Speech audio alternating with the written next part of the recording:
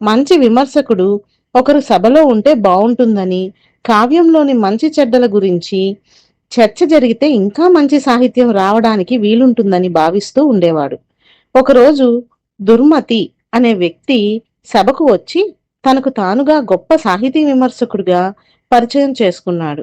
రాజు ఆనందించి అతనికి కోటలో ఉద్యోగం ఇచ్చాడు. ఇక దుర్మతి చెలరేగిపోయేవాడు.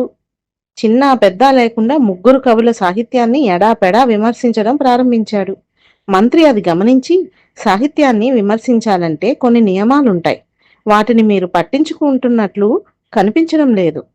విమర్శ అంటే తప్పులు, ఒప్పులను చర్చించడం, అంతేగాని తప్పులను మాత్రమే భూతద్దంలో చూపడం కాదు అని సలహా ఇచ్చాడు. అహంకారంతో ఉన్న దుర్మతి దాన్ని పెడచెవిన పెట్టాడు. బురద మీద రాయి వేస్తే పైన పడుతుందని ముగ్గురు కవులు మౌనం వహించారు.